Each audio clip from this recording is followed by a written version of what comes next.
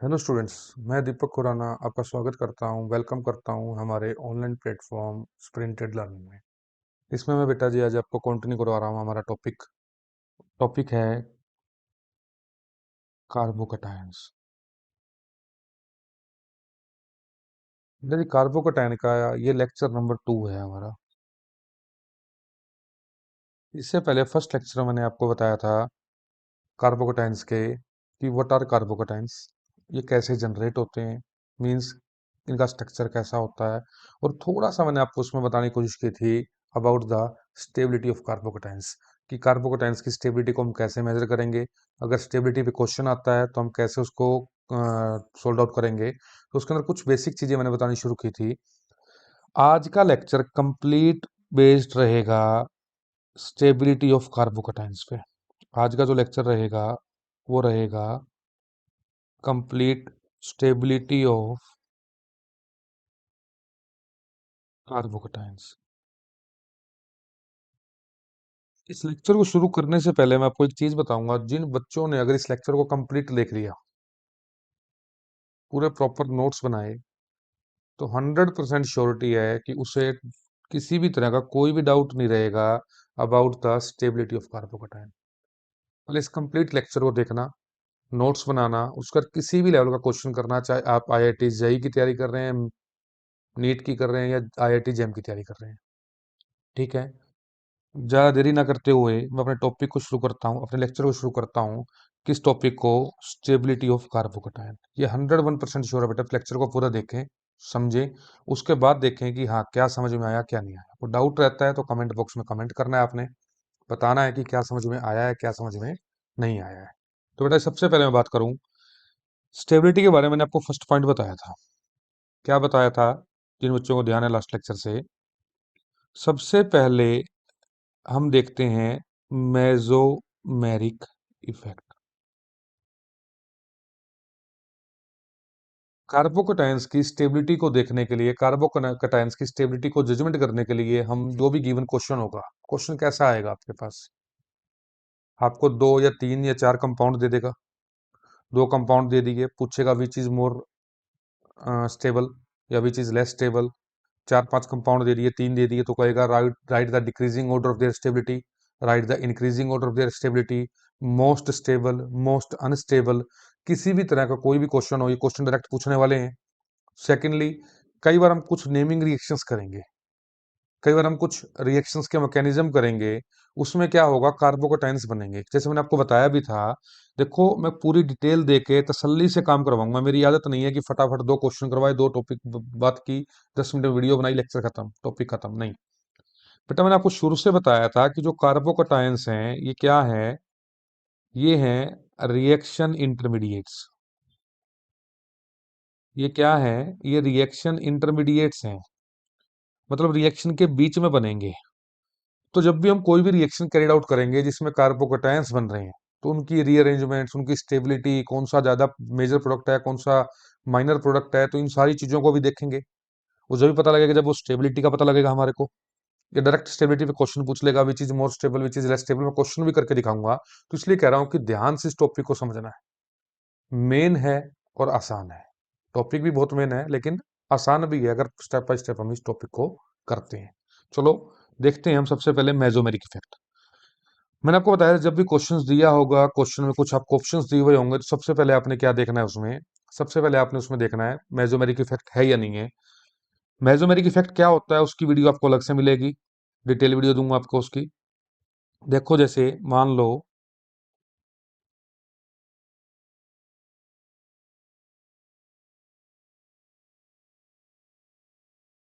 एक क्वेश्चन दे दिया आपको, CH2 पॉजिटिव चार्ज,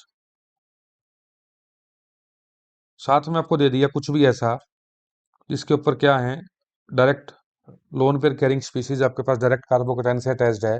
तो इस तरह के जो कंपाउंड्स होंगे वो अपने आप में ज्यादा स्टेबल होंगे। क्यों होंगे? क्योंकि जो लोन पेयर हैं ये क्या करते हैं, ये कार्बन को मिल जाते हैं। ये लोन पेयर जो है वो क्या होते हैं, ये कार्बन को मिल जाते हैं। और जो ये पॉजिटिव चार्ज है ये क्या करता है, ये ऑक्सीजन अपने ऊपर कैरी कर लेता है। तो कंप्लीट पॉजिटिव चार्ज जो है ये रिमूव हो गया। देखोगे आप, एक मिनट ये देखो, ये कंप्लीट पॉजिटिव चार्ज जो है वो रिमूव हो गया किससे, कार्बन से, तो ये मोस्ट स्टेबल कैटेगरीज में आते हैं। सेकंड, सेकंड आपके पास आता है। सेकंड में आपने देखना है, कहता है सबसे पहले देखना है मेसोमेरिक इफेक्ट। अगर मेसोमेरिक इफेक्ट नहीं है, अगर मेसोमेरिक इफेक्ट नहीं है तो हम सेकंड करेक्टर देखते हैं, एरो, एरोमेटिसिटी। फिर हम देखते हैं कि कंपाउंड एरोमेटिक है या नहीं। कंपाउंड एरोमेटिक करेक्टर को फॉलो कर रहा है नहीं कर रहा, उस क्वेश्चन कंसेप्ट को फॉलो करेंगे। अब आप कहोगे कैसे, मैं बताता हूँ। देखो, एक एग्जांपल लेता हूँ।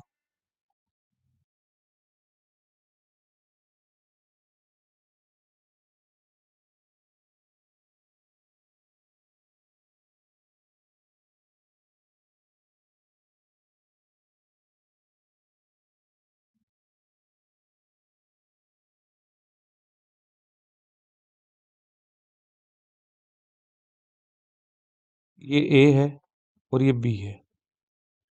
आपसे पूछा जाए, सीधा सा क्वेश्चन आपके सामने है, आपसे पूछा जा रहा है कि जो मैंने अभी ग्रीन कलर से ए और बी दोनों मार्क किए हैं, दो क्वेश्चन, एक क्वेश्चन दिया जो आपको, आपसे सीधा पूछा कि विच इज मोर स्टेबल, ए और बी। अब दो चीजें बताई हैं मैंने आपको, दो कंसेप्ट बताए हैं। सबसे पहले आपने मेसोमेरिक इफेक्ट देखना है, फिर आपने एरोमेटिसिटी देखनी है। क्या ए और बी में कहीं भी कोई भी लोन पेयर कैरिंग स्पीसीज है? क्या ए और बी में आप खुद देख पा रहे हो, क्या कोई भी लोन पेयर कैरिंग स्पीसीज है डायरेक्ट कार्बन को से अटैच? नहीं है, तो मेसोमेरिक तो है ही नहीं, खत्म कर दो, बात खत्म होगी। अब सेकंड बताया है एरोमेटिसिटी, ए और बी। अब आप ए देखोगे, ए में आपको साफ साफ समझ में आ रहा है, जो ए है ये क्या है, एक एरोमेटिक कंपाउंड है, एक एरोमेटिक कंसेप्ट इसमें फॉलो अप हो रहा है। ये फी पीएच जो होता है, फिनाइल ग्रुप होता है। अगर मैं बी की बात करूं तो बी में ना तो मेसोमेरिक इफेक्ट है, ना ही एरोमेटिक करेक्टर है। इसमें क्या है, इसमें सिर्फ और सिर्फ क्या है, रेजोनेंस है, जिसके बारे में मैं अगले टॉपिक, अगले कंसेप्ट में बात करूंगा। इसमें क्या है, सिर्फ रेजोनेंस है।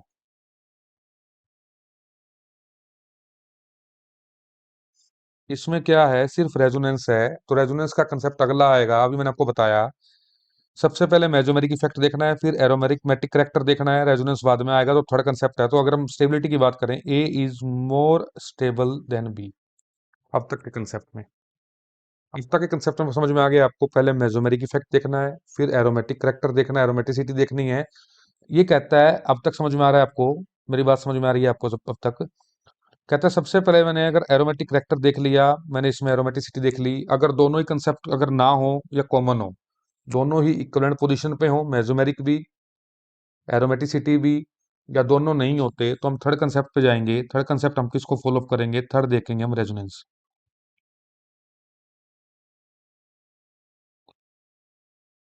थर्ड देखेंगे हम रेजोनेंस। कैसे देखोगे, मैं क्वेश्चन फिर देता हूं आपको।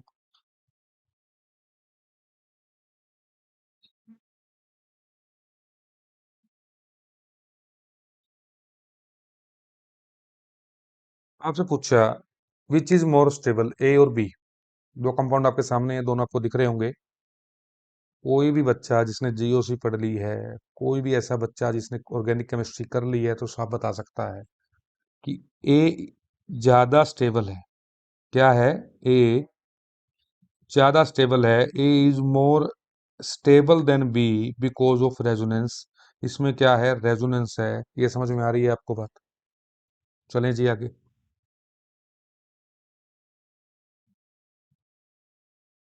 अब आता है फोर्थ कंसेप्ट।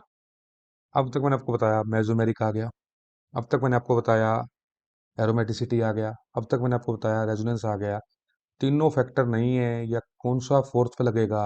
अगर ऑर्डर की बात करूं, यहां लगेगा फिर हाइपर कंजुगेशन।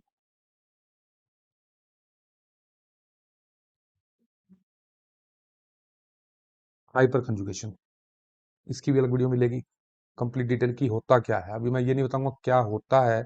अभी हम कार्बोकटाइंस की बात करेंगे, तो उसमें कैसे ये अप्लाई होगा, कैसे इसको हम देखेंगे। देखें, ये कहता है जितने नंबर ऑफ अल्फा हाइड्रोजन्स होते हैं, उतने ही नंबर ऑफ हाइपर कंजुगेटिंग स्ट्रक्चर बनेंगे।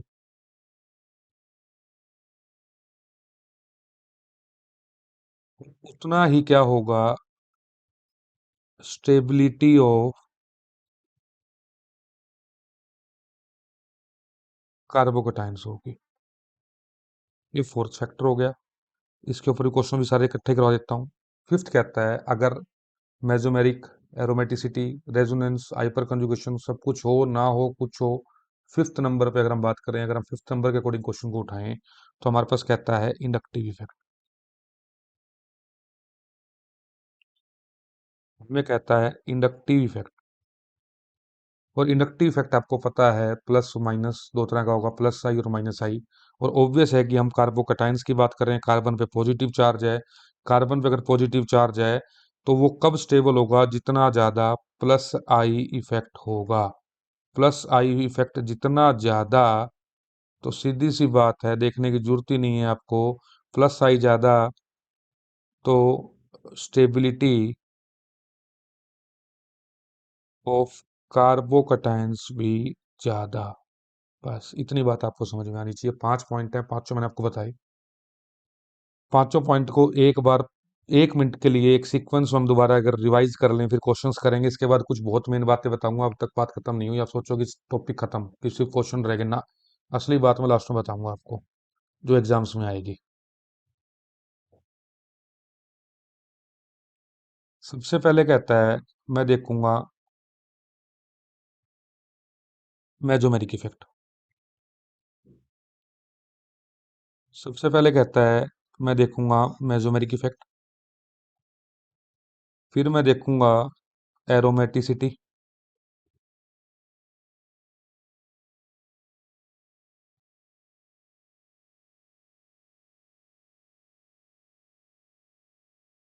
तीसरा मैं देखूंगा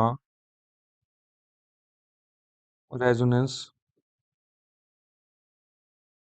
चौथा मैं देखूंगा हाइपर कंजुगेटिंग स्ट्रक्चर। फिफ्थ में देखूंगा इंडक्टिव। दो तीन छोटे छोटे क्वेश्चन करवाऊंगा मैं आपको, उसके बाद आपको असली बात बताऊंगा जो एग्जाम्स में आती है। बिल्कुल, ताकि आप वीडियो को लास्ट तक देखें और पूरे लेक्चर को देखें, पूरे लेक्चर को समझें। ये बात मैंने आपको लास्ट के लिए छोड़ रखी है। बेटा वीडियो देखनी है, नोट्स बनाने हैं, आपके बेनिफिट के लिए वीडियो बनाई जा रही है, फ्री ऑफ कॉस्ट अवेलेबल है। और ऐसा कोर्स अवेलेबल है आपके पास, ऐसा प्रीमियम कंटेंट मैं आपको दूंगा जो आपको जल्दी से देखने को भी नहीं मिलेगा। इतनी बात समझ में आ रही है? सबसे पहले देखें, क्वेश्चन करवाता हूँ आपको।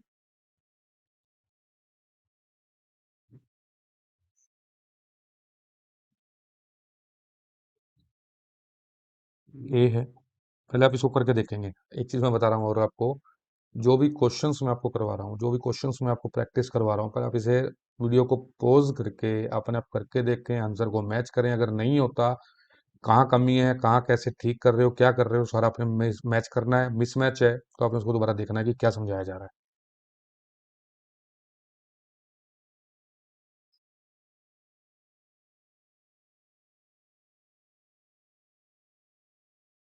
ये भी है।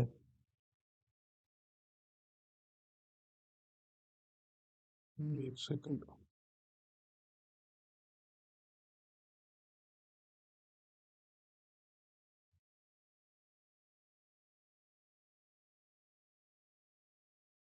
ये सी है। हाँ जी, वीडियो पॉज करें, एक बार देखें कि कौन सा, मतलब अगर हम ऑर्डर की बात करें, किस में ऑर्डर बताएं आप, इंक्रीजिंग या डिक्रीजिंग कोई भी, कि क्या ऑर्डर रहेगा स्टेबिलिटी का। तो सबसे पहले, अगर आप लोगों ने कर लिया क्वेश्चन को, तो सबसे पहले देखें, मैंने आपको बताया था सबसे पहले हमने देखना मेजोमेरिक इफेक्ट। क्या यहाँ पे कहीं मेजोमेरिक इफेक्ट लग रहा है? आप देखोगे, आप कहोगे ए में कोई मेजोमेरिक इफेक्ट नहीं है, बी में मेजोमेरिक इफेक्ट है, सी में मेजोमेरिक इफेक्ट है। अब दो जगह मेजोमेरिक इफेक्ट है, तो दोनों में से बी और सी में कौन सा ज्यादा स्टेबल होगा? तो आपको ये पता होना चाहिए कि मेजोमेरिक इफेक्ट की बात करूं, प्लस एम की बात करूं, प्लस एम इफेक्ट की बात करूं, वो एन का ज्यादा होता है ओ से। तो जब मेजोमेरिक इफेक्ट की डिटेल दूंगा तो आपको समझाऊंगा कि प्लस एम इफेक्ट एन का ज्यादा होता है ओ से, तो इट मीन्स स्टेबिलिटी ऑर्डर की बात करूं, बी सबसे ज्यादा, सी उसके बाद, अब बचेगा अकेला ए। ए उसके बाद, क्यों बी और सी में क्या हो गया, प्लस एम इफेक्ट हो गया। और बी में क्या हुआ, एन का प्लस एन इफेक्ट हुआ। सी में क्या हुआ, ओ का हुआ। तो एन का इफेक्ट ज्यादा होता है ओ से, तो ये ऑर्डर रहेगा बी सी ए। बिल्कुल क्लियर है। चलो देखो जी आगे। अब क्वेश्चन नंबर सेकंड पे आगे। क्वेश्चन नंबर सेकंड में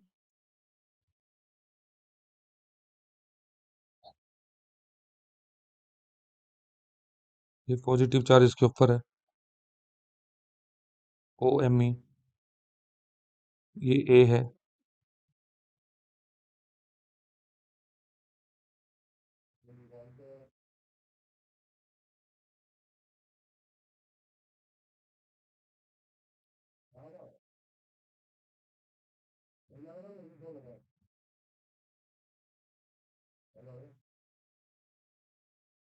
ये बी है।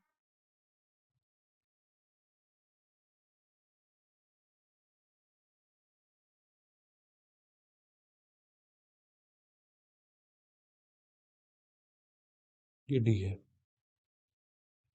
ए बी सी डी चार कंपाउंड मैंने आपको दे दिया। अब अपने ऑर्डर बताना है इसमें कि डिक्रीजिंग और इंक्रीजिंग, कुछ भी आप ऑर्डर देखें। देखो सबसे पहले हम बात करते हैं इफेक्ट की। साफ समझ में आ रहा है ई ओ एम ई में प्लस एम इफेक्ट है। माइनस आई भी है लेकिन प्लस एम क्या होगा, डोमिनेंट होगा। तो हम प्लस एम को देखेंगे।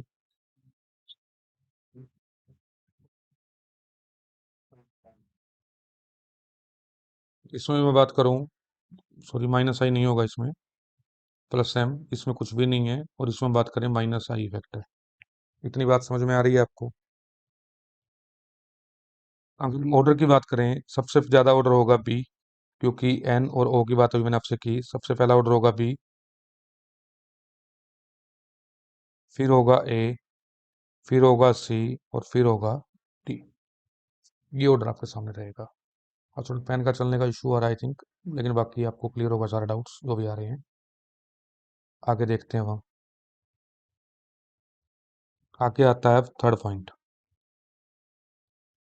थर्ड पॉइंट कहता है, एक थर्ड क्वेश्चन करवा देता हूँ मैं आपको एक और। थर्ड पॉइंट बोल रहा था मैं।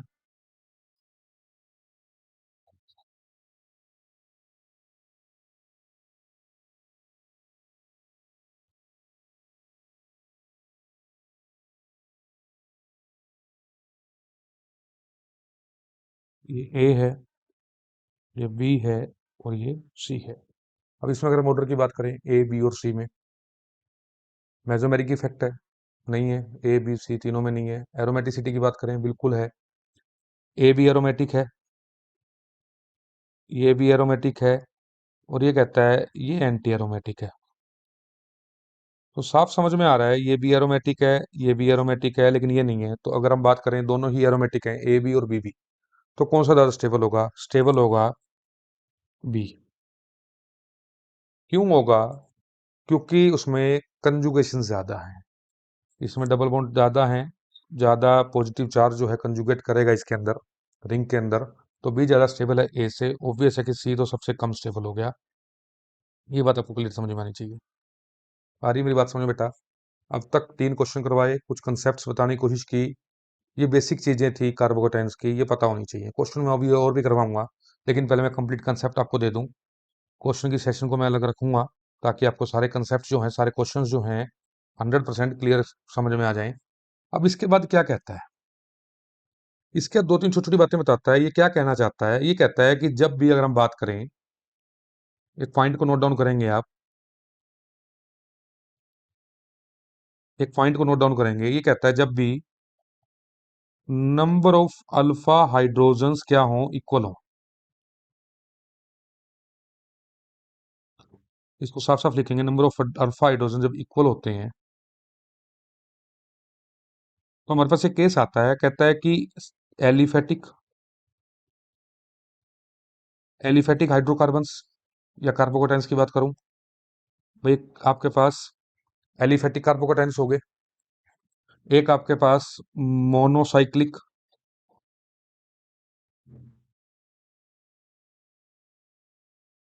एक आपके पास मोनोसाइक्लिक कार्बोकेटाइंस हो गए, और एक आपके पास बाईसाइक्लिक, अगर हम बात करें, एक आपके पास बाईसाइक्लिक कार्बोकेटाइंस हो गए। तीनों की अगर मैं स्टेबिलिटी ऑर्डर की बात करूँ तो ए सबसे ज़्यादा स्टेबल, फिर बी और फिर सी। इसको पहले लिखें, मैं बताता हूँ उसका रीज़न बताता हूँ आपको। जैसे मान लो आपके पास कुछ भी एक कार्बोकेटाइन आ गया, मान लो एक ये कार्बोकेटाइन आ गया जो कि एलिफेटिक है, चेन के अंदर है, ब्रांच चेन या स्ट्रेट चेन, एक चेन के अंदर आपके पास है।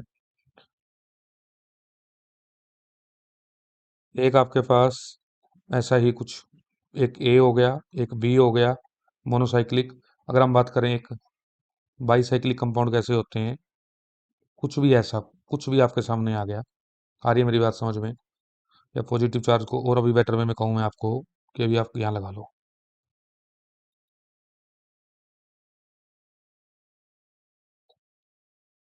कहता है ये सी हो गया, ऑर्डर रहेगा ए बी सी। ये ऑर्डर रहेगा ए बी सी। इस ऑर्डर का होने का कारण क्या है लिखेंगे, जब भी लिखें when number of alpha hydrogens equal in given carbocations, then aliphatic carbocations are more stable than monocyclic and monocyclic are more stable than bicyclic। ऐसा होता क्यों है? ये कहता है कि जब भी साइकिल्स बढ़ेंगी तो कंपाउंड जो है वो अपनी प्लेनरिटी को लूज करेगा, प्लेनर नहीं रहेगा, प्लेनरिटी लूज हो जाती है, जिसके कारण क्या होगा, उसकी स्टेबिलिटी भी जो है वो कम होती चली जाएगी, यानी कि अपनी ये प्लेनर करेक्टर को लूज कर देते हैं। आ रही है मेरी बात समझ में? इसके कारण ऐसा होगा। अगर हम बात करें नेक्स्ट, ये कहता है कि जब भी हम बात करें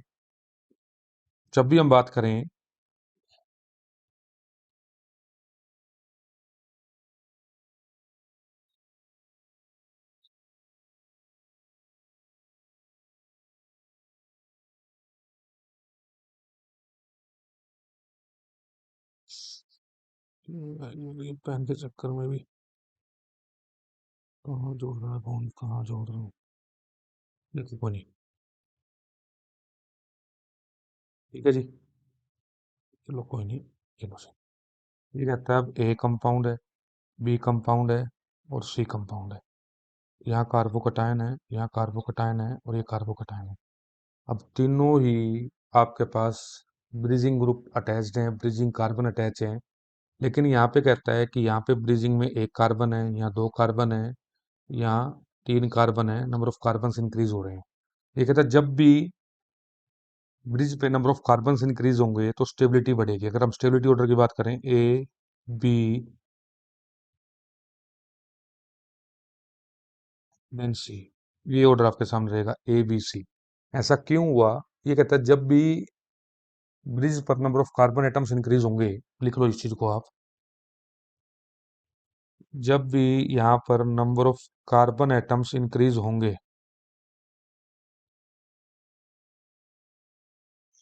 जब भी यहाँ पे number of carbon atoms increase होंगे तो स्टेबिलिटी जो है वो बढ़ेगी। ये कहते हैं स्टेबिलिटी जो है वो बढ़ेगी, स्टेबिलिटी ऑफ कार्बोकेटाइंस बढ़ेगी। क्यों बढ़ेगी?